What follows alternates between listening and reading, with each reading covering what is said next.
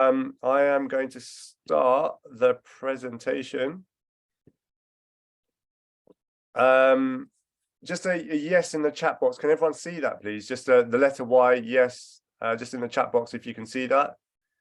See the presentation? Yep, we're good. Yeah, everyone's good? Brilliant. Brilliant. Great. Thank you all for joining today. And also congratulations on making the time to do this type of thing. To introduce Damien, we'll get into a more detailed introduction slightly later on. For those of you who don't know him, Damien is from Total Synergy, our partner for this presentation. And we're actually hosting a series of presentations and webinars over the course of the year, covering key frustrations and challenges that business owners face. So covering topics such as time, team, money, and marketing. So keep an eye out for those as we start releasing details of them. We know that there's a lot of existing clients for both of us on this presentation. So if you come across knowledge that you've experienced already, try and rehash it, refresh it, see how you're getting on in terms of using the information. And encourage others to participate as we carry on through the presentation. And also, as always, we'll be sharing additional value and options for you at the end should you wish to engage with us further. So please do stick around and yeah, we'll take it from there. So welcome. As I said, congratulations on making the time today on joining us on this presentation. You will learn about how to start reducing chaos in your business and start making more profits. As always, you'll get out of this what you put in. So what does that mean? This is a virtual event, so the way for you to get out of this is to interact with the actions and the activity. So when Damien or myself we're asking you to contribute, please do, because if you're thinking about something, someone else is also going to be thinking about something, and by sharing it in the chat box, it creates that interaction that's so important. And also, please do take notes. Write down anything that goes off in your mind. Light bulbs, you'll forget 97% of what we cover today unless you write it down with doodles and with colors and scribbles. You're going to forget about it. And the reason I say to use colors and doodles is when you go back and look at your notes, if they're interesting, you're more likely to use the notes and take actions, because the actions you take outside of the webinar are what's going to determine how valuable this session is for you. So just to test out how interactive everyone's willing to be, in the chat box, can you please answer this particular question? If you could solve one particular challenge in your business overnight, what would that challenge be? So answers in the chat box. If you could solve one problem in your business overnight, what problem would that be? Let's see what everyone's coming up with. Time management. No, the lack of sound is not a test. Very good, very good. Well, I hope everyone can hear me. Project planning, steady, reliable profitability, cash flow, enough paying work. That's a really good one, Tom. Thanks for sharing that. Increasing profits, staff, decent staff. Michelle, quality clients. Perfect. Okay, everyone. Well, look, thank you so much for sharing and being present. It means a lot. Today, what are we going to be covering? How to reduce chaos, or start to reduce chaos in your business, and learn to keep your projects profitable. Massively important in your industry. So we're going to cover the topics of mindset, eliminating chaos, low value tasks, understanding what they are, working on efficiency with Damien, learning about true profitability in your projects and your practices. And I'm also going to be sharing 5 ways for you to increase profits and grow your business. So to kick things off, a very quick introduction. Who am I? My name is Cooks. Well, Kuldeep Singh Sahota, but everyone knows me as Cooks. I'm a serial entrepreneur. I've got 3 businesses, and I'm a full-time business coach. And my story is this: that after a very short stint in the city as a stockbroker, my natural next step was to basically start a property development out in India, where I don't speak the language. But we built 152 apartments. Just as that project was due to complete, I sold out of my stake and thought, yeah, what's the next natural progression for me is to start a chili sauce company in my garden shed with my family. So the picture that you see on the right-hand side is my dad and my brother. There were 7 of us in the family, and we started making chili sauce in our garden shed. And lo and behold, it became very, very popular. We started to expand the business quite rapidly.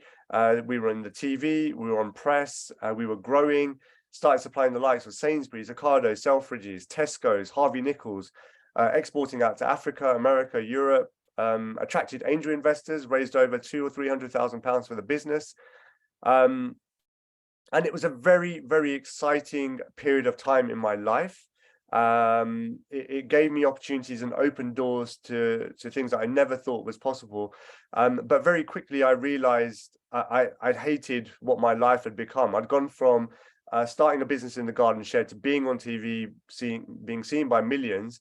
But I'd created myself a job that I couldn't leave. And my boss, i.e. me, was a lunatic. You know, no days off, 18-hour days, no social life, bad health.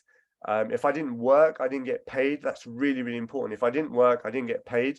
It was very, very stressful. And I celebrated this kind of hustle mentality. So the picture that you see on the left-hand side is me at 10:17 p.m. on a Saturday night in London, celebrating the fact that I'm working.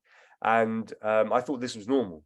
It's not normal at all. And I used my old house. We used it as a storeroom, and we thought that that was normal. And I just realized I needed a change. I wanted to change my life, and I had to be that change. So when I came across coaching, I was introduced to business coaching. It was a profound moment for me, and it dramatically changed the course of my life. And as I talked about taking actions earlier on, as soon as I was finished with that first session and on my way home, I booked my first 7-day holiday in 7 years.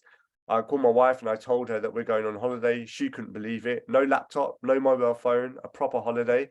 And so because coaching has such a big and profound impact in my life, when the opportunity came along to become a coach, I jumped at it, trained, and now I work with business owners. But I also come with that entrepreneurial experience as well, so I know what it's like on both sides of the table. Damien, over to you. Thanks, Kooks. Yeah. So a little bit about me for those who don't know me, and those that do know me may not know all of this. But I originally, I come from Australia, obviously, my accent.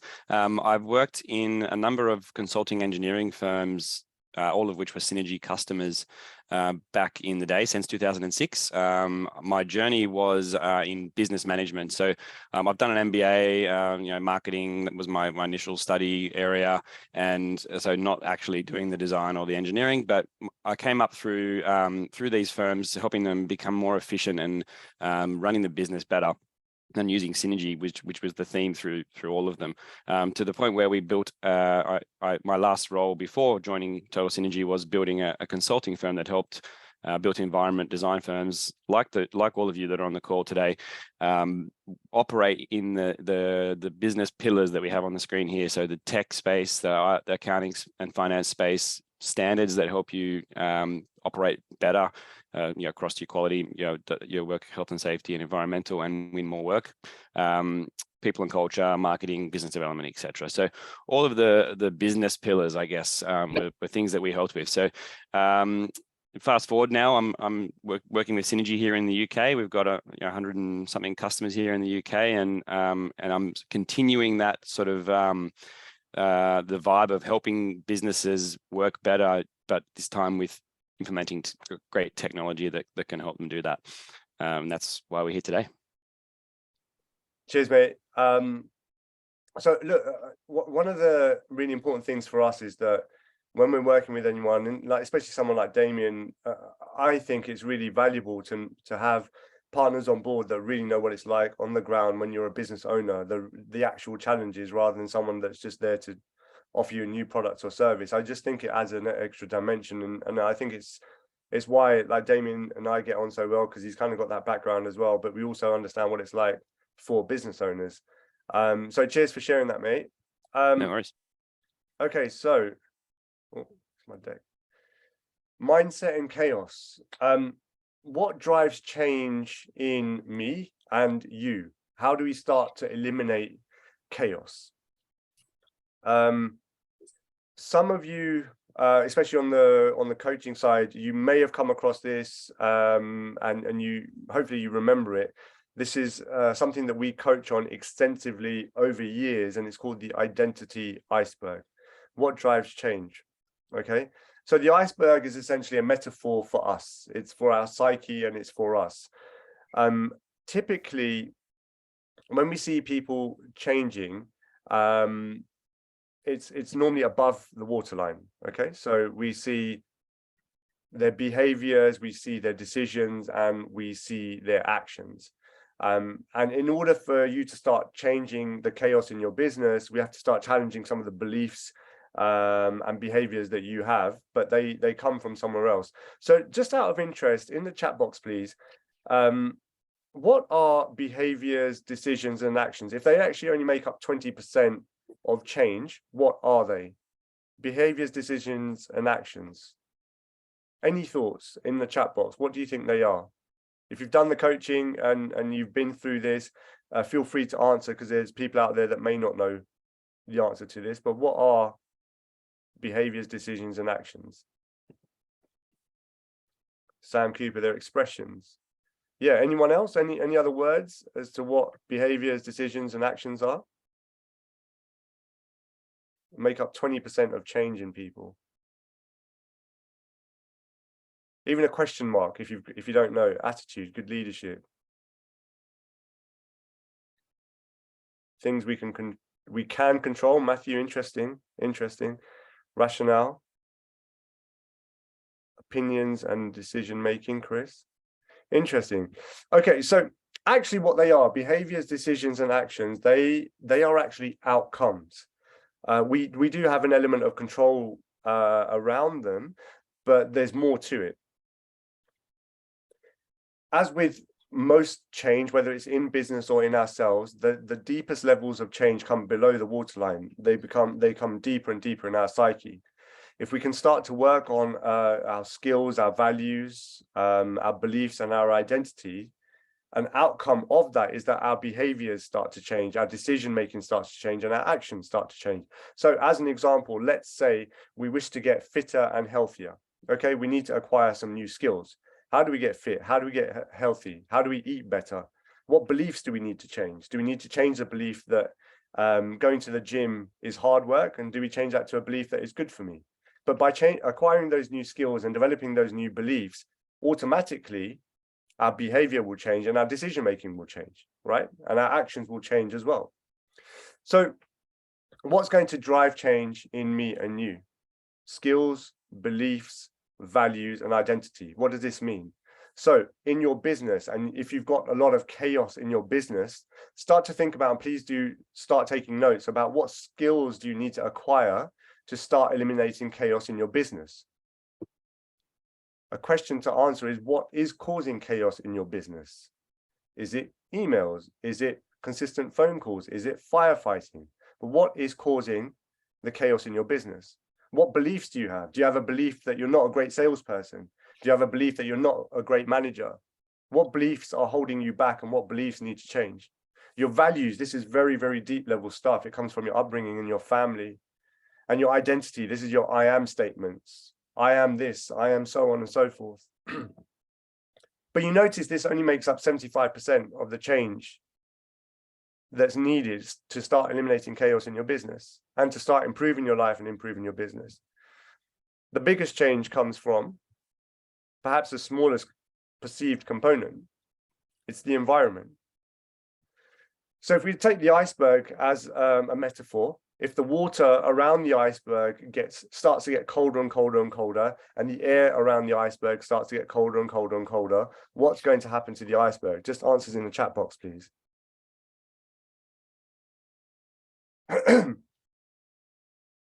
So if we're changing the environment around the iceberg, what's going to happen to it? Yeah, it's going to get bigger. Absolutely, Ian. The iceberg's going to get much bigger. And likewise, if it gets warmer, the iceberg's going to get smaller. So the question to ask yourself is, what is your environment? Okay, what is environment and how can you change it? So your environment is your home. It's your office. It's the books that you're reading, the people that you're surrounding yourself with, friends, family, so on and so forth, your colleagues. It's your education, it's your coaching, it's your mentorship, it's you taking time out to be surrounded by 50 other business owners today. That's you changing your environment to start changing the outcome of your life and of your business. So start thinking about writing down how you can change your environment overnight. Your Instagram feed. If your Instagram's feed is full of rubbish, then that becomes part of your environment, your Twitter feed, whatever it is. So as an action, start thinking about, and please write down 1 or 2 actions that you can take to start changing your environment, to start eliminating chaos and solving some of the big problems that you've got in your business and in your life at the moment. What action can you take to change your environment? How can you possibly change your home? Maybe your office, maybe the books that you're reading, the people that you're surrounded with. Maybe it's coaching and mentorship and guidance that you need. So please do make a note of that. Write that down, and if someone is willing to share, please do share in the chat box 1 action that you can take to change your environment, because that is actually going to have the biggest impact on changing the outcomes overall. Anyone in the chat box willing to share? Tidy my desk. Thank you, Mark. I mean, I think there's some science out there that shows that how tidy your desk is like a representation of how tidy and clear your mind is. Making more time for me. That's really powerful. Recognizing that work from home is not productive and changing. Sort out my workspace. Suitable offices. Perfect. Read more, Megan, yeah. But again, be specific about what you're reading. It's all well and good just picking up a book, but be specific. If you're finding that you've got a challenge at the moment around marketing, read books on marketing. Remove distractions. Thank you, everyone, for sharing. It's very valuable. So as a guide, if you're going to work on anything, note what skills you need to acquire, the first level down below the water level, and then the deepest level, which actually makes the biggest changes, is your environment. So as a note, if you want to note this down, these are the 4 areas of frustration, and we're going to be covering this, Damien and I, over our series of webinars across the year. It's time-based, so chaos in the business, not enough time, working evenings and weekends. Team, not being able to find the right staff, or if you do find the staff not being able to hang on to them, or they're not the right person when you've hired them. Money, so actually understanding profitability in your business, cash flow challenges, being paid on time, scope creep, all of these types of things. And we coach on all of these things extensively over time to help you develop the skills to run your business effectively, to start eliminating these frustrations. And finally, marketing. Maybe it's a British thing, but being able to shout about what you do and how you do it, and what your real value is, not price, but what your value is a skill that we can all get better and better at. Because if we're not talking about our own business and how good we are, who else is going to do it for us? So if you're looking and you're a bit lost at what areas to start developing your skills in, these are 4 great places to start. And again, upgrading your environment with regards to time, team, money, and marketing is going to help you massively. So what is a business? What's a business coach? And is coaching right for you? So those of you who are on the coaching program already, or ex-coaching clients, if you know the answer to this, please give everyone else a chance. If you don't know, have a guess. Oh, I've just given the answer away. Let's see if everyone was paying attention. But what is a business? In the chat box, what is everyone's definition of a business, please?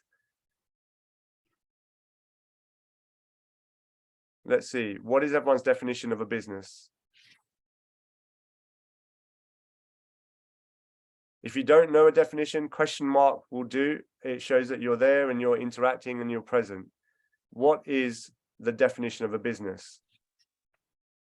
A value exchange, providing a service in return for money. Thank you, Adam. Anyone else? Let's get a couple more. Problem identifier. That's really interesting. Will, an entity that helps you earn money. A team, an organization to create value. A team. Nick, thank you. Perfect. Question mark, question mark. Well, look, thank you everyone for participating. Now, I have to be completely honest with you. When I first saw this definition, you know, the exploding brain emoji, that was me, because I was the exploding brain emoji. This is what I was coached on to be the definition of a business. And now this has become my own definition of a business. A business is a commercial and profitable enterprise which works without you. Now, I do want to caveat this. For you all as creatives, as architects, you've spent years and years and years studying to be architects, and you may not want your business to work without you. You may still want to practice the art and the enjoyment of architecture and design, which is great. But there's a difference. What we're talking about here is that your business works without you, and within your business, you actually have a job as an architect where you get to work doing the architecture that you love by choice, not because you have to. So a business is a commercial and profitable enterprise which works without you. Now, this takes years to build, and again, we coach on this extensively, but this is the definition of a business. So if you take anything away from today, whether you engage with us or not, please write this down. Just quickly, what is a business coach? It's basically the unreasonable friend who's going to hold you accountable, because when you're at the top of the food chain and you own the business, who is holding you accountable? Oftentimes it's no one. And finally, is coaching right for you? Is this session right for you? Well, if you're the type of person that says, yeah, I know, yeah, but probably it's not for you. But if you're someone that says, go on, I'm listening, that's interesting, I'm willing to learn more, and you've got a growth mindset, possibly coaching is going to be for you. And the reason I've written learn this right is because you have to learn the definition, you have to learn how to build your business. And if you can learn this the right way, you will be winning. So the 6 steps to building a business, those of you who work with us already, you know this and you know the process that we're on, but this is how you start to eliminate chaos, okay? It's mastery at the most foundation level. So destination mastery, time mastery, delivery mastery, money mastery, which eliminates chaos in the business.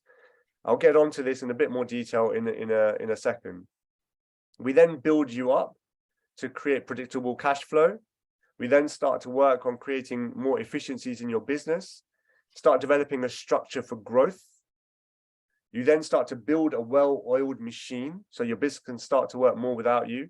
And finally, you then get to a stage where you have personal growth and new business opportunities. A lot of you may wish to become developers. You buy land, get planning permission, and do things like that. Maybe you want to do restoration work, but that's your own personal growth. But ultimately, what this system leads to, and I can vouch for this, and many of the people on the call can vouch for this, is that massive results, more time, a better team, more money. But if you want to eliminate chaos in the business, this is where you start. Destination mastery. What does this mean? One of the biggest things that we got feedback on is know your why. Why are you in business in the first place? Why are you an architect in the first place? What got you to start this particular journey? Amos, I don't know if he's on the session or not. Amos was kindly shared with us that the minute he realized why he was doing what he was doing, it led to clarity on the destination that he was going on. But then beyond that is setting very clear goals and visions for your practice, because without that, you're going to be going around in circles. It's like, using Google Maps, but without putting the postcode in the sat nav. You need the postcode in the sat nav so you know where you're going. And when you go off path, it still takes you back to that final destination. Without that, you're just going to be going around in circles. So we coach on this extensively. But again, for you, getting quite clear on knowing where your destination is going to start giving you clarity and start to eliminate chaos in your business.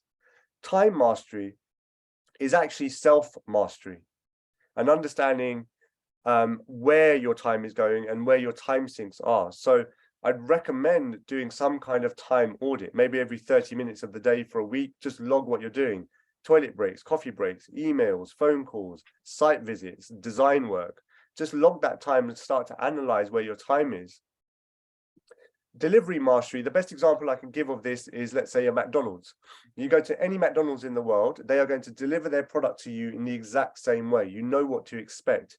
Now, with architecture, I appreciate there's moving parts, but what are the opportunities for you to systemize the delivery of your product and service, your sales process, your FAQs, so that there's less chaos and more systems and processes and templates and so on and so forth. And that includes that, when a lead comes in, how do you respond to it automatically or with a certain type of template and so on and so forth. Again, we coach on this extensively to help you, but these are the points for you to work on outside of whatever you do from this webinar. And Money Mastery, we're going to be covering this today, really understanding the profitability of your projects, your hourly rates, scope creep, your cash flow, getting to grips with all of that. And this will all start to lead to you eliminating chaos in your business. So I'm just going to stop sharing the screen for a moment. And it's about knowing the value of your time. So just in the chat box, if you were to offer your services at an hourly rate, what kind of hourly rate would you offer your services at? £50, £60, £75, £100 an hour? Just answers in the chat box. Even if you're not charging it at the moment, but you'd like to be charging that time, answers in the chat box, please. What type of hourly rates could one expect in the marketplace? 135, 120, 70, 200, 100. Okay, perfect. So let's use £100 an hour as a working example. So this is going to help you start to eliminate chaos with your time. Okay. So I had a coaching session with someone the other week and they were working 70 hours a week. Okay. Their most valuable time was spent doing hourly work, where they would say, they'd charge, let's say in this instance, £100 an hour. As we started to do a bit of a time analysis, it came down to the fact that actually they were spending half of their time doing really valuable work, so 35 hours, and half of their time doing everything else in the business. So admin, sending invoices, chasing invoices, emails. They were doing sales, which though is valuable, is not the most valuable task in the business. They were doing business development, they were doing site visits and so on and so forth. But what we started to work on is that, look, the time that you're choosing to spend, if you're doing all of this, if you're spending 70 hours a week doing all of this, your most valuable time is £100 an hour. Yeah, you don't want to charge for your time. I appreciate that. You want to charge for your employees' time. I appreciate that, Gareth, and appreciate you sharing that. But just as the working example, whether it's your time or your employees' time, if you're spending time doing work in your business that is a lower value task, what do you think that's going to be costing you? So if someone's on I think a £25,000 a year salary, does anyone know what that is as an hourly rate? Just in the chat box, please. £25,000 a year as an hourly rate. £50 an hour. Ian, anyone else?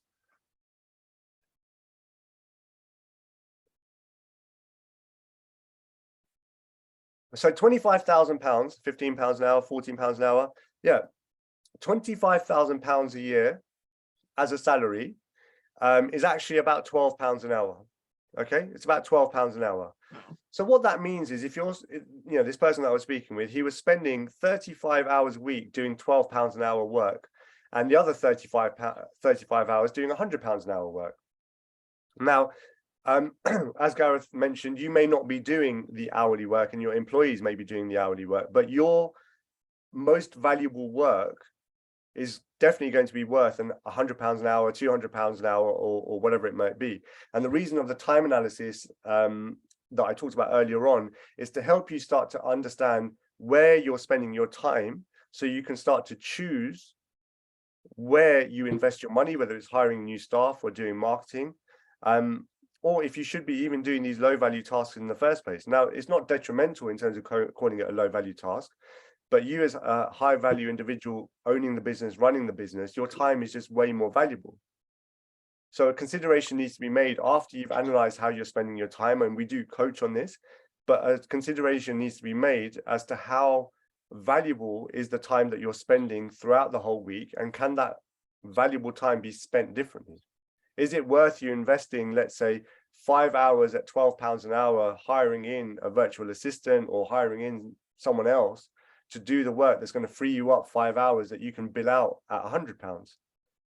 You know, so it's that type of consideration for you to look at to start eliminating time chaos, because by understanding your time, understanding the value of your time per hour, you can then start to make better choices as to how you're spending your time. And that includes evenings and weekends.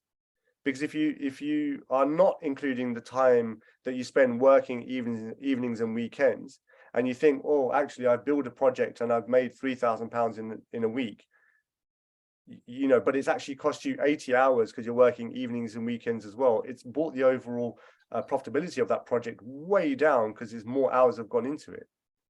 So just a consideration for you there when it comes to time chaos and how you start to make decisions.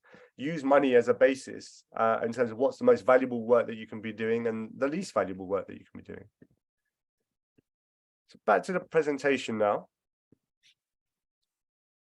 It leads us on to, as you start to understand the value of your own time and your team's time, how efficient is your practice? Now, a lot of what we're talking about today is not a quick fix. We're talking about marginal gains. We're talking about making mindset changes, skill set changes over a period of time. The reason there's a picture of the F1 here is that, you know, I think in 20 or 30 years ago, the average pit stop was 3 minutes or something like that. Just in the chat box, does anyone have any idea as to how quick a pit stop in F1 is today? 3 seconds? Yeah, it's about 2.4, 2 to 3 seconds. Absolutely. It's rapid. But it's been marginal gains over those 30 years. You know, new team members added in, efficiencies in practices, in practice to improve the way in which they upgrade the car, make changes and so on and so forth. But understanding how efficient your practice is at the moment and how and where you can make marginal gains is going to lead you to increased profitability, which actually now leads me on to Damien.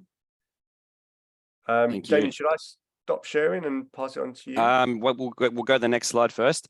Before we do, just I think it's worth, and we'll come to what we're looking at in a second here, but it was completely by coincidence that the 5th step in your 6 steps is called synergy, but I think it's very, it's very apt, and I think every step of the way in those 6 steps, there's definitely wins that can be had with technology such as synergy. So that was really good, and in the time mastery that you talked about, so understanding where your non-billable time goes is a nice little segue to this particular slide here. So what we're seeing here is how we can understand the cost of the billable work in our practice.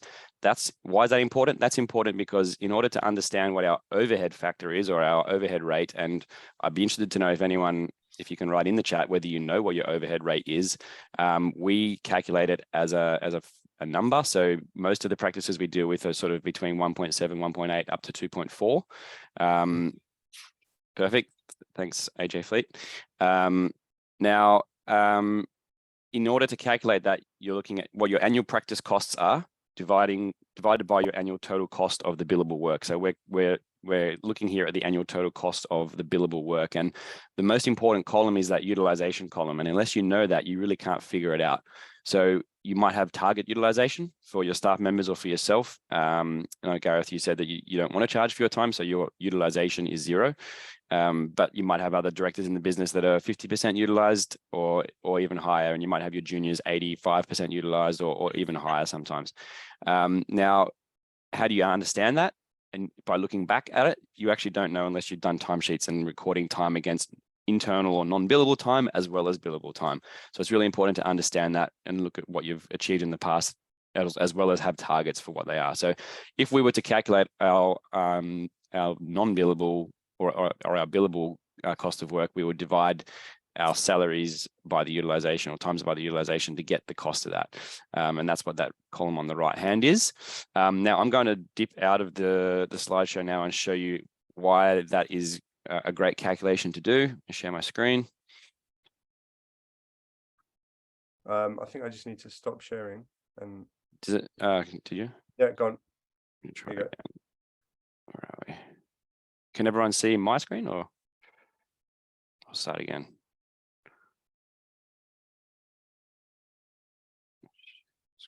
There we go. Everyone said that? Yep. Cool. So what we're seeing here is a staff card in Turtle Synergy's app, Synergy. And this is for Anne Holland. You can see some little details along the top here. Her default rate as a senior architect is £77 an hour. Her actual cost is 59. So in order to understand what the actual cost is, we're going to need the overhead factor. And why is this important? Because you don't actually know what your actual profit is unless you understand what your actual cost is of each resource in your business and every hour that they are in the business. So I'm just going to scroll down here, and guys, I want you to it's going to be a lot of stuff here that I'm showing you on the screen, so don't be too perturbed by it. There's going to be an opportunity at the end to book a session with myself and all my team. So I'd be very happy to have that session and take you through this in your business. But quickly going to run through it now just to make sure we're still on time.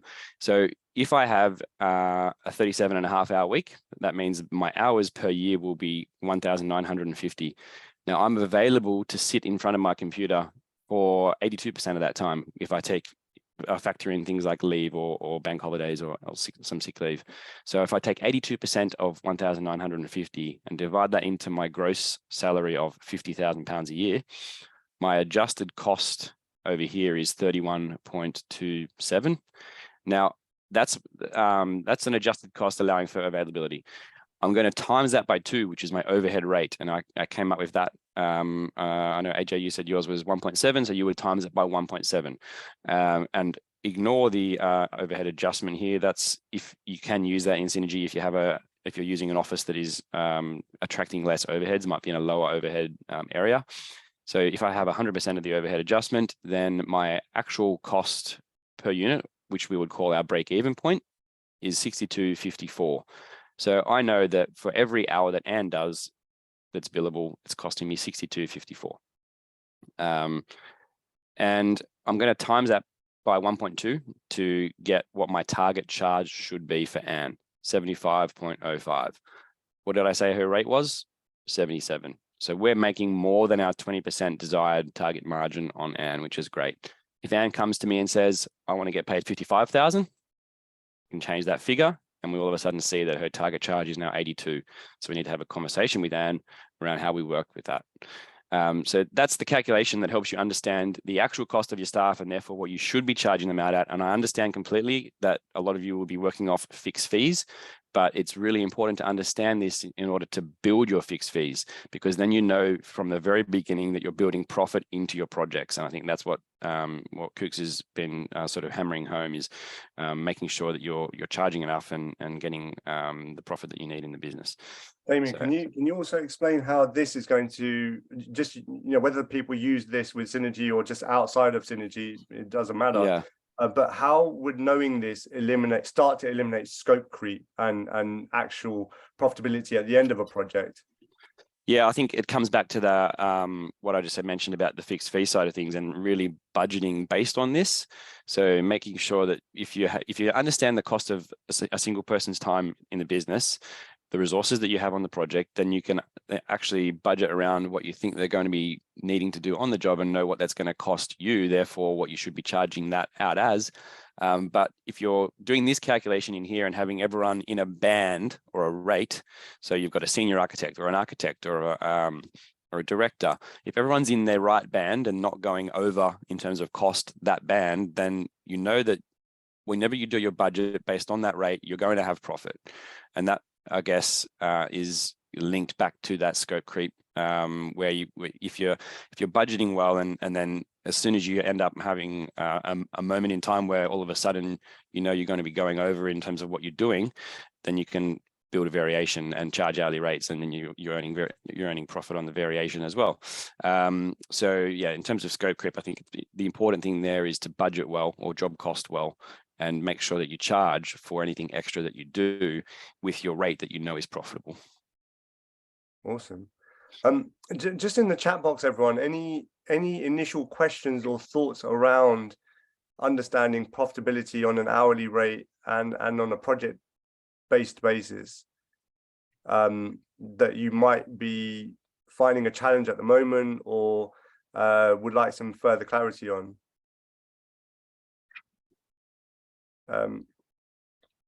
In the chat box, if there is anything, please. Yeah, and as I said, I'm really happy to have this conversation with anyone separately if Sure. it's something that you really want to understand. Um, So your overhead rate, Matthew, is your annual practice costs. So the entire cost of running the practice, if you go back one slide, Cooks, this is a part of the calculation. So the entire practice cost would be all of your staff costs, billable and non-billable, all of your rent, all of your electricity, your insurance, all of the things you need to pay. You would get that from your accounting system. And then you would divide into that this calculation here, which is 505,400. So the annual cost of the billable work that you do. And you arrive at that by understanding what the utilized hours were of your staff, or the billable hours were of your staff. Does that make sense? Cool. Cool. All right. So, one more. Getting there. Nice one. Yeah. Ultimately, what we're getting at, and this is again part of cash money mastery, is understanding. Look, you've sold your product at a price. What has it cost you to sell that product? You can't just sell nothing. There's always a cost associated with selling a product. And once you understand that, you're left with a gross profit. And then after that, you need to be able to deduct your fixed expenses. So your office costs, your internet, salaries, and so on and so forth. And then that leaves you with your net profit margin. So the idea behind all of this is to help understand the profitability in your business and projects just that little bit better, so that you don't you start to eliminate scope creep and start running more profitable projects overall. I just answered Tom's question quickly. So not quite, Tom. So what it's looking at the billable component of it. So staff member K's billable component is 55K, and then we are putting that into a bucket to enable us to understand a factor that can be spread across the whole business. So if someone was earning 100,000, their adjusted cost based on the calculation I did would be, their overhead, their hourly actual cost is £125 an hour with an overhead of 2. So it really depends what your overhead factor is. And a great question, Natalie, about freelancers. They're effectively 100% utilized, aren't they? Because every single hour they do for you is something that you want to charge them on for. So yeah, if these questions we can come back to at the end, and we can actually start working, maybe do some live examples as well. I think that'd be quite useful. Again, those of you who work with us already on the coaching program, you may or may not remember or know this. Hopefully you're remembering it and using it, but this is the most powerful strategy I can share with you today. Please take this away with you and start using these metrics, because it's going to change everything about your business massively. And if you want, you get your calculators ready to play along. So this method is called the 5 ways. It's one of the most powerful tools that we have as in business coaching, and that I can give you today. So please do make a note of this. So what are the 5 ways? A clue to what the 5 ways are is on screen at the moment. Out of interest, what's the difference between the items in yellow and the items in white? From what you see on screen, what's the difference between the items in yellow and items in white?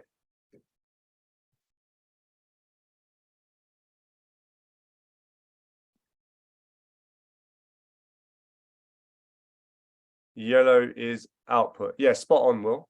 Spot on. Nail on the head. Yeah, the results. They are results. They are outcomes. We don't actually need to concern ourselves with the number of customers, our turnover, or profits. The 5 key metrics for you to start looking at in your business, if you're not doing so already, is the items in white. So the number of leads, conversion rate, number of transactions, average pound value, and margins. So let's go through a working example. We've got a business together, all of us, all 50 of us, we've got a business together, and we generate 4,000 leads a year. Okay. Just answers in the chat box. What is a lead? What is a lead? Just so that we're all on the same page. What is a lead? An inquiry, Yeah, that's exactly it. It's a potential customer. It's someone putting their hand up and saying, yes, I'm interested in what you do. So we've got 4,000 people that say, yes, I'm interested in what you do. Of that, we've got a 25% conversion rate. So that means 25% of the 4,000 have become customers. So in this business, we've got 1,000 customers. Okay, great. We've got 1,000 customers. As we continue to work through the example, these 1,000 customers buy from us 2 times a year. So they buy from us once and they come back and they buy from us again. And every time they shop with us, they spend £100. So if we're doing the math, it's 1,000 times 2 times 100. It gives us a turnover in this business of £200,000.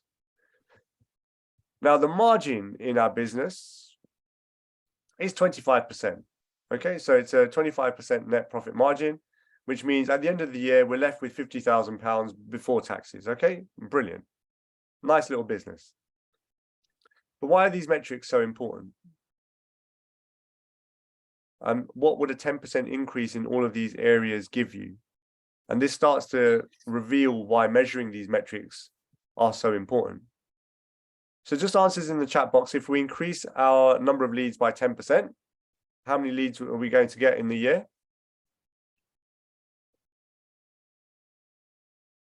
Fingers too fast. Keep revealing the answers.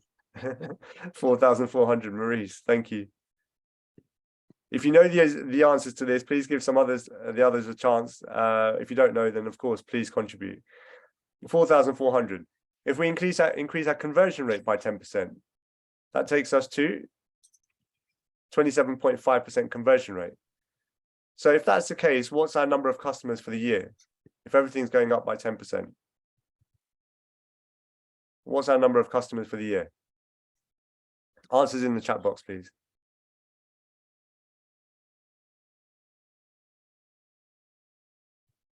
1,100, Adam. Anyone else? Any other takers? What's the number of customers that we're getting at the end of the year if everything's going up by 10%? Yeah, 1210. Everyone who's saying 1210, spot on. Because we're not going 1,000 times 10% gives us 1,100. We're using the power of compounding. If you do the math, 4,400 times 27.5% actually gives us 1,210 customers. It's a trick question. We're using the power of compounding.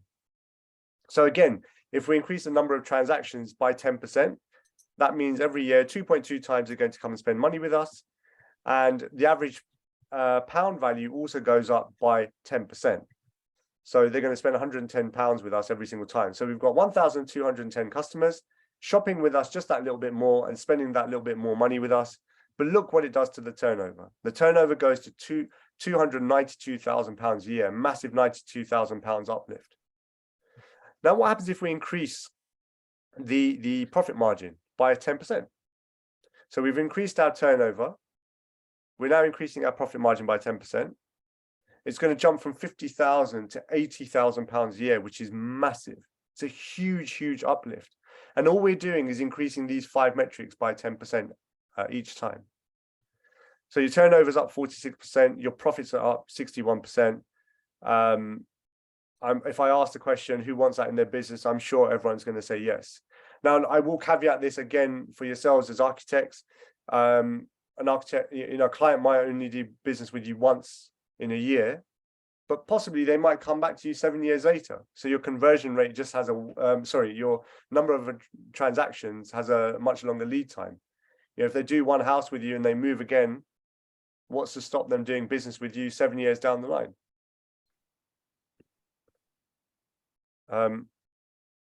Does this equation work? You haven't accounted for the cost of delivering the extra services.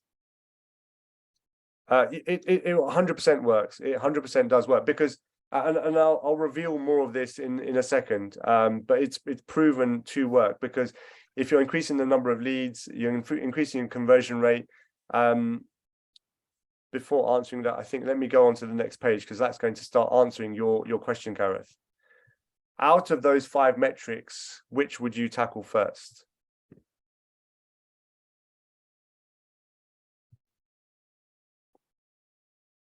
Out of those 5 metrics, which should you tackle first? If you know the answer, please wait. If you don't have please share your thoughts. Ian saying margin. Anyone else? Leads?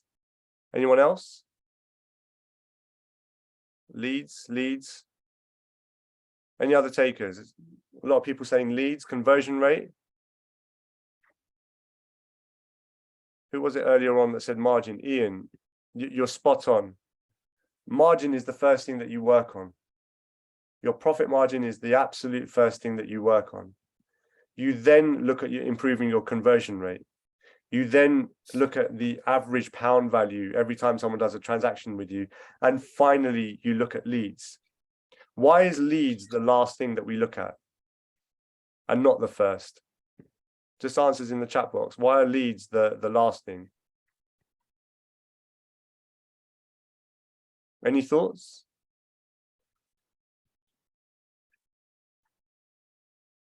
Question mark if you don't know, just to show you that you're still there and engaged. More work, no point getting more leads at low margin, more work, least amount of influence. Yeah. Hone what you're doing before getting more people. Absolutely. I mean, the truth of it is leads cost money. Leads cost you more money, more time, more effort, and more energy. Your margins you can increase overnight. You can increase your prices by 10% overnight. Now, how do you convey that to your clients? That's a different piece of work. Gareth, I think you were asking earlier, does this really work? Who's going to pay for it? Who's going to do all the work? Well, let's look at conversion rate. A conversion rate, to improve a conversion rate is not going to cost you any money. Improving your conversion rate is possibly looking at your sales process, your sales funnel. It's looking at the journey that your clients go through. What was your easiest sale and what's been your most difficult sale? What made that an easy sale? What made that a difficult sale? If it's referrals, how can you start getting more referrals? But working on improving your conversion rate is oftentimes not going to cost you anything. If you look at people, for example, that are experts at conversion rate and this type of work, look at Amazon. On an Amazon page, when you go onto an Amazon page to buy a product, what are they doing to build trust? Have a little think about that. What are they doing to build trust? They're showing reviews, testimonials, there's pictures, there's guarantees, there's so many different things that give you confidence that's going to help you make your buying, make your buying choice. So you can do this in your own business and it's not going to cost anything. Average pound value, number of transactions, how often are you emailing your clients? Yes, they've done a job with you today, but maybe if you email them once a year for 7 years, when it comes to them to do another project with you, you're going to be front and center of their mind. So these are the 5 metrics for you to look at in your business. And if you're not measuring them at the moment, definitely start looking at measuring them straight away. How do you increase the margin, Natalie? Increasing your prices is a very quick fix. Increasing them by 10% is a very quick fix. And if discounting and things like that, that's a whole nother topic. But if you can do that, that's going to give you instant margins. More efficiency, like Damien's been talking about, being more efficient in your practice and knowing true profits, eliminating scope creep. All these things are going to increase the margins in your business. So as always, when we do these sessions, for those of you that are interested, complete transparency, we're offering a gifted one-to-one coaching session for an hour to work on your business. As I said, complete transparency, it's an opportunity for us to meet potential new clients. You don't have to do anything with us afterwards, but it is a genuine an hour-long gifted coaching session where we'll go through the current challenges in your business and help you work through them and help you solve them. I know a lot of you on the call have done the sessions either with myself or the other team members already. But if anyone is interested in getting a gifted coaching session to work on your business, work on maybe your margins, your destination mastery, chaos, whatever it is that you're going through at the moment, I'm making that offer available. So if you are interested, could you just drop a yes with your name in the chat box, just so that I know and I can share how you can participate in that.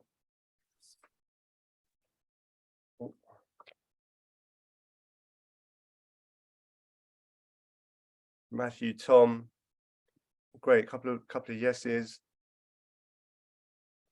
And look, like I said, with regard to the coaching, only if it's of interest to you and you want to learn more, you can learn more about our coaching program.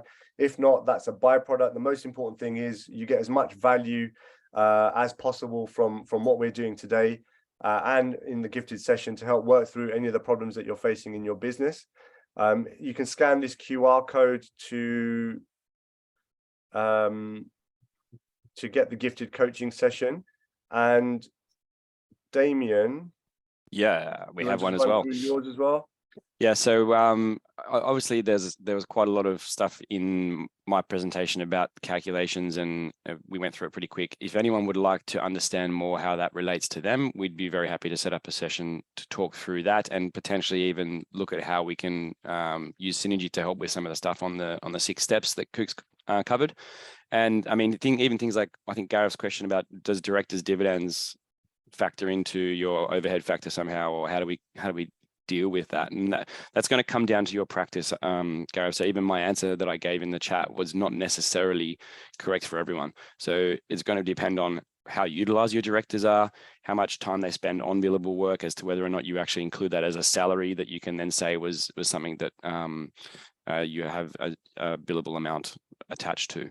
So yeah, really happy if you want to scan this QR code, really happy to set up a session to go through any of that with anyone. If you want as well, Damien, just put a link in the chat box to it as well, because sometimes the QR codes people have issues with. Yeah. Finally, as well, we talked about changing your environment, books, learning, and knowledge. We've got a reading list that you can get access to. Again, you can scan it here.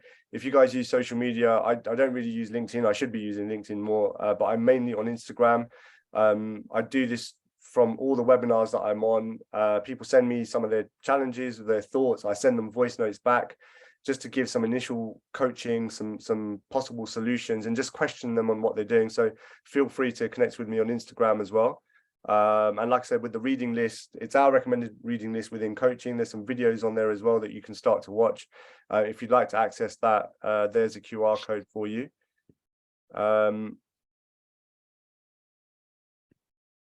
Perfect. Yeah, I know quite a few people on the call today.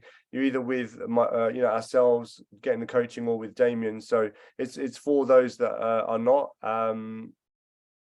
in terms of the free sessions, or if you just want to continue to work on some of the things that you're doing at the moment. Yeah, and if there are any customers, just to add further to that, Cooks, if there are any Synergy customers on the call that want to understand it a little bit more, then reach out to Apinya. I'm sure she'll be happy to go through that with absolutely the team. Yeah, look, thank you everyone for your participation, again, making the time and being here, being engaged. It genuinely helps so much to know that you're there and kind of engaging with us when you're in the chat box. So that means a lot. I'm happy to hang around for another 15 minutes or so. Damien, you're happy to hang around also? Yep. I'm just getting that link if anyone needs it. Yeah, if anyone's got now's the time for a discussion. Feel free to unmute yourselves. If you've got any questions, or you want to work through a live example of maybe eliminating chaos, profitability, anything like that in your business, feel free to share in the chat box, or to just speak out loud.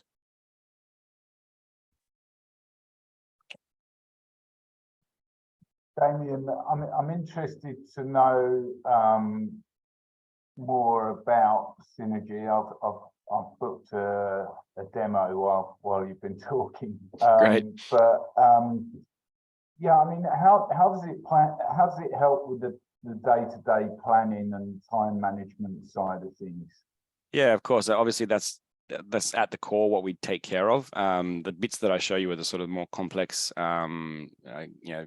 project accounting, we call that, to really understand and enable you to analyze the value of a resource, and then therefore the value of a project, or the value of a team or a discipline in the business. So we have obviously the simple sort of timesheet application. We have the ability to set up a project and store information against it, and then do some resource planning if that's what you want to do. A few different levels of the product that allow you to expand on that project management piece with extra features.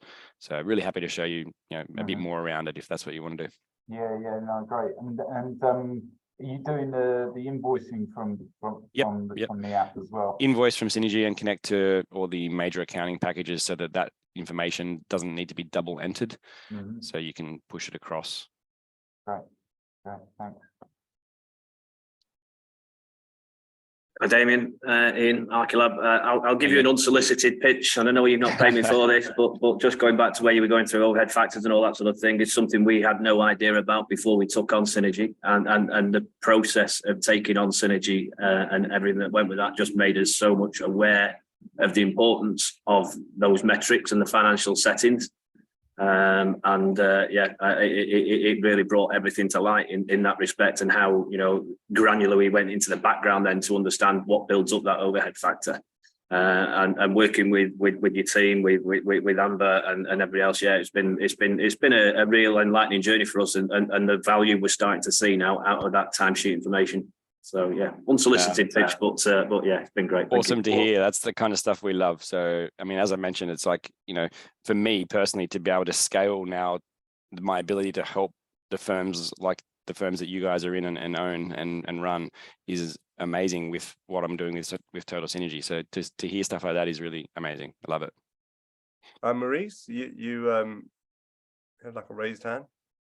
Yes, I wanted to know, Damien, what size of business do you advise to? I mean, is it being a sole trader with part-time freelancers? Is it too small for you, you think, to start working with Synergy, or no? That's actually having it's absolutely more fine. structure.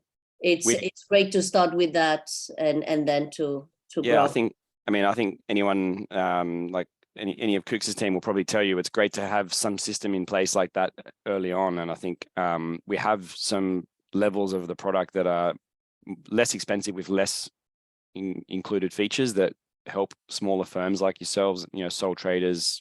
We've got, you know, 2, 3, 4 staff right up to 400 staff. So we help small to medium businesses, and there's a package for you. And I think a lot of the firms that are relatively small, that some of them are on the call.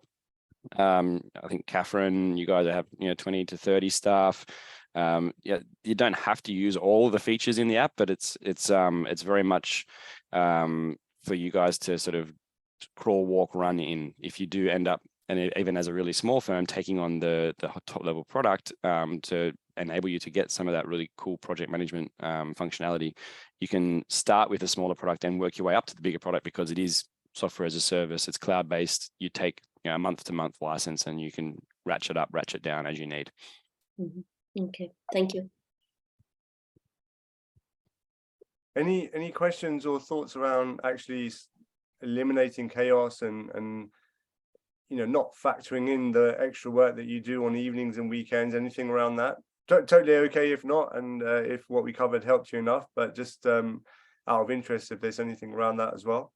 If I may, I'd like to just ask about that. There's I understand the example you gave is very clear, you know, with 4,000 of leads and things like that. I think depending on the size of most practices on the call, I doubt they're getting 4,000 leads a year. So it's not a product, you know, the service industry that we're in, it's a lot less than that. So everything in terms of adjusting a margin, adjusting this, is a lot of slower burner. Yeah. And I think in terms of chaos it's how you deal with the chaos on the individual project that you're on at this almost time. That if you mentioned fixed fees and things like that, we can all set rates for a fixed fee, but then as soon as that project maybe doesn't get planning, or the client wants an extra 3 options done, etc., all your metrics are tweaking in the negative direction, especially if you've got that fixed fee. So I think maybe it's a more general discussion point than something that you can advise on straight away. What do you do to eliminate that chaos at those points in a project where it is running away from you and your metrics are all turning in the wrong direction? Well, I think you know, as a non-architect person, I think really we have to also accept that chaos exists, right? Yeah. In projects in general. Like in one of my businesses, it's you know, we do like hoarding, we do signage, scaffolding wraps, like wallpaper prints. There's always something that happens in a project. It's to be expected. However, I think there also has to be a point where, you know, for you, if you know that your margins are being eroded, there's a point where you have to draw the line as well. You know, it's if clients are asking for more and more and you keep saying yes and yes, then you're setting a precedent, and there has to be a line drawn. And again, that's where part of your systems and processes can come in to say, well, actually, I've agreed a project. at a certain fee, I'm expecting chaos, and so there's going to be some reduction. But if it goes from 20% to anything lower than 18%, I'm not doing it, and I'm going to have to charge the client for it. Maybe that becomes part of your contract. Maybe that becomes part of your positioning, your delivery marketing. But that, if that's happening on a regular basis and you know that it's happening, then there's an opportunity at least to explore how you can start to mitigate that. I think that's the case. It's learning now, and then you might not see the results for another 6 months to a year when those projects are finally at that point. So it's setting up the right practices now. I remember another architect telling me at one of your courses that they ask and get in writing at the start of the project, do we follow your budget, or do we follow your desires and dreams, kind of thing? So, you know, you get to that point quite quickly of, okay, this is either over budget, but that you told me to go down that route, or we're challenging the planning boundaries here, therefore it may fail, or we go down an easy route. So you almost have to get that process in place that we will charge more if this doesn't go the way you know it should. So, but it seems like it's something you got to do now to see the results in 6 months' time. Anyone who's still here that's kind of overcome the challenge that Gareth's been talking about, or is along the way, that can lend some thoughts? I don't think there's a great lot you can do when it's going that way. You're on a fixed fee, and if there's no scope creep, it just tends to run away with your project. That's what you've agreed to, and you probably, you know, we've done it and we've underpriced it. And it's as simple as that. We've had a similar situation. The first thing we did was change the profit percentage in the financial settings of Synergy from and increased it by 10% to try and start recouping it going forward. So you know, it was it's just about sort of changing that, you know, building it's up learning for the next one in 6 months. Yeah, it is, isn't it? Yeah, we just built up the cost rate and completely changed the cost rates. One thing we did when we started to look back at sort of that sort of building up of the cost rates was, you know, everything's increased in price currently, and we hadn't changed our cost rates. So, you know, it's jumped, but yeah, I feel your pain, Gareth. Well, I think also you can consider now no longer having, fixed fee, fixed lump sums for contracts. We understand the nature of our work actually doesn't work with just a fixed fee. So from the beginning is upfront, making understand the client that there are things that you're doing for a fixed fee, which are the things that you can anticipate. Everything that is related to, where you depend on third parties, how can you put a fixed fee on that for planning, for all these type of things, no? And then to make them understand also all the design creeps or scope of work creeps so it's about also having contracts that are very, very detailed about what you do and what is not included in your fee. So then it's easier to get back to have that conversation and saying, look, this was not included in the contract. I have to charge for this. Yeah, I think just if I can jump in there, and Catherine's just said something in the chat, that is important to have an idea of what's going into the project at the beginning. And with something like Synergy, you are able to add those in as varying rates. So you can have a fixed fee component, you can have a what we call an hourly rates component, which is kind of like a do and charge, or a time and materials, if you like. Any of those planning fees or things like that you would normally pass straight on, you can add in as a line item to build your fee when you budget it. And that's really important to get up front. And it may not be that you're making any money off it, but you're still charging the customer for it. Some people like to put a 10% rate on top of that if you can get away with it, you know, but it's definitely something that you should try and add into your budget when you build your fee. Hi, sorry, I might have something to add on. I just had a chat with Carlo, one of the staff from Damien. Yep. Because we are currently using StreamTime. Maybe Sam might know about StreamTime as well. I'm Davide's colleague.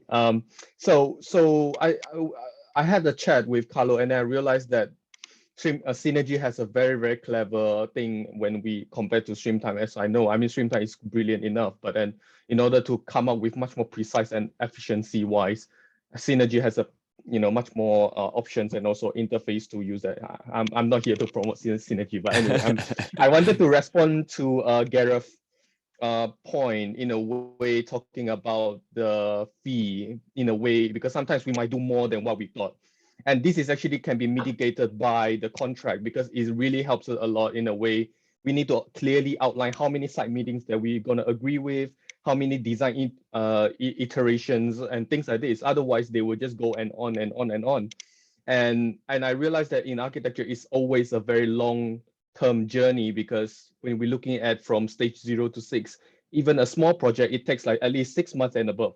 Surely, I mean, even though interior design, at least the fastest that you can get, even the fastest planning you can get, is still like 3 months minimum. That's the least. So in order to do that, we try different ways of fees and also contract, like to fit what kind of client that we want. Otherwise, if let's say you wanted to get like the cheap fee in a way, low fee that you thought that in the short term you can get away with it, but in the long term you will start to attract the clients that you don't want anymore. You start to get the clients that you only get the clients that you don't like and then you don't enjoy anymore. And then you come to a point where, oh shit, now I need to get some interesting client to boost my portfolio. And it's too late to get that. Otherwise, you need to, make the first step in a way and say, okay, now we wanted to adjust our fee and we are expensive. We are bespoke designer. We wanted to do good quality design rather than, a different kind of design that doesn't really make a lot of impact to your portfolio.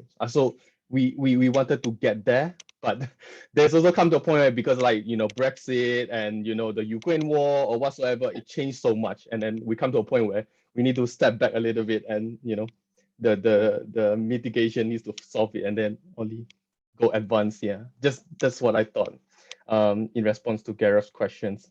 Thank you. Yeah. Thank you, everyone. Any other thoughts or questions? Out of interest, any actions outside of speaking to Damien or with us, but any actions from other pieces of information that we shared, whether it's to do with mindset, whether it's knowing, doing a time audit, the 5 ways, you can share in the chat box or feel free to speak out. Any actions that anyone's willing to share that they are going to be taking off the back of what we've covered today? That'd be really interesting to know, actually. The answer to that might come in a question, Coach, to be honest. And yeah, thanks for all your presentation at the start as well, which was very good. But one of the things that struck me there was the question of what is a business. Yes. And the answer to your question there might come from this one, where you say it's a commercial and profitable enterprise that works without you, and that's all about working for the business rather than within the business. And what is the very first thing that you would do on that step to working for the business rather than within it? Well, actually, a slight adjustment to the terminology. So what we have is the terminology of working in and on the business. They're the 2 different terminologies. Yeah. And so what you're doing today is working on the business. And from hundreds of people that I've spoken with, when I have the initial conversations, what I've found that really struck me is that actually deep down, almost everyone knows what they need to do. They've got the answers within them, but what often is lacking is the time to take a step back and to know that you're not having to go out there to sell, to do design work, to do whatever else that you're doing, but you're actually having the time just to sit and talk strategically, top level, about your business and about you, because it's lonely as well. Because what you want personally is interlinked to what your business delivers for you as well. And taking that time out is often the first step. And then I'd say linked parallel to that is being with someone that can ask you the right types of questions to get out the answers that you're looking for. Because it's interesting, oftentimes if someone does, for example, sign up for the gifted coaching, a question we ask them is, what are your top 3 frustrations in the business? Because it's really interesting to know. Oftentimes the frustrations that they talk about, the solution that comes out of it has got nothing to do with the frustration. The solution, the solution that comes out of it is often to do with the fact that they actually maybe lack some clarity on where they're going with their business or why they're doing this in the first place. And once they start to establish, at least taking time out to work that out, that then starts to answer, oh, I'm not getting enough leads coming in. It's that type of thing. Like Gary was saying, actually, something really interesting about getting the wrong types of clients. It's around, well, okay, my marketing means that I'm attracting the wrong types of clients. Well, okay, if you're getting the wrong types of clients, what is the actual goal for your business? What's the vision for your business? Have you written it down? Because oftentimes it's all in the head. Most people don't write stuff down. Even when I ask them, it's like, yeah, okay, can you show me? No, because it's not written down. So taking time out, getting stuff out of your head, just brain dumping it and working with someone, whether it's me or anyone else, it doesn't matter, but working with someone to help extract what's in there already is the first step, I would say, at least in my experience. Yeah, it's good. Like that. Thank you. My pleasure. Anything else? Any actions? Anything else outside of what we've covered? Or light bulbs, biggest light bulbs that may have gone off for you? Whether you're on the coaching program or not, anything new that's been triggered? Again, in the chat box, or feel free to speak out. No, everyone's digesting. Well, I realize we've gone about 3 minutes over, so it's almost 20 past. If there's nothing else, thank you all for hanging back and engaging with us. Damien, anything else you'd like to add? No, nothing from me. I think that was really great. And thank you so much for all the engagement and questions and comments. I think that really makes the session. Yeah, absolutely. Absolutely. All right. Thank you, everyone. Enjoy the rest of your day. And no doubt I'll be speaking with many of you soon.